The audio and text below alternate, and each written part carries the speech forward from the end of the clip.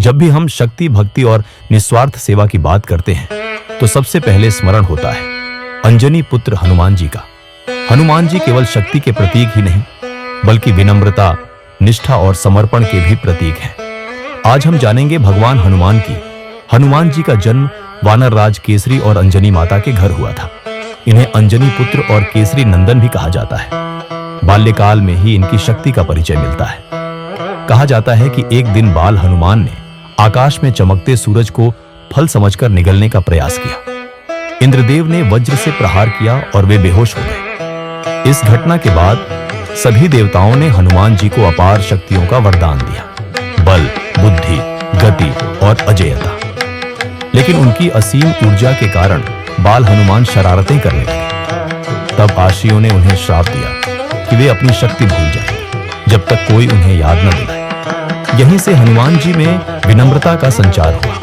वे स्वयं को कभी शक्तिशाली नहीं मानते थे बल्कि केवल प्रभु की सेवा करने वाले भक्त। हनुमान जी की वास्तविक यात्रा तब शुरू हुई जब उनकी मुलाकात भगवान श्री राम से हुई। सुग्रीव के दूत बनकर वे पहली बार राम लक्ष्मण से मिले। राम जी के चरणों में समर्पण करके उन्होंने अपना जीवन सेवा के लिए अर्पित कर दिया। राम भक्ति ही उनके जीवन का उद्देश्य बन गया। सीता माता की खोज के लिए जब वानर सेना दक्षिण की ओर बढ़ी तो समुद्र पार करने की चुनौती आई।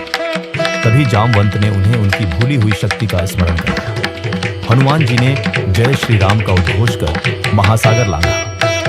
लंका पहुंचकर सीता माता को अशोक वाटिका में ढूंढ निकाला और उन्हें राम जी का संदेश दिया। वहीं रावण की सेना से युद्ध कर उन्होंने अपनी पूंछ से पूरी लंका जला। इस घटना ने उन्हें लंकेश का भय और राम भक्त की महिमा दोनों बढ़ाई।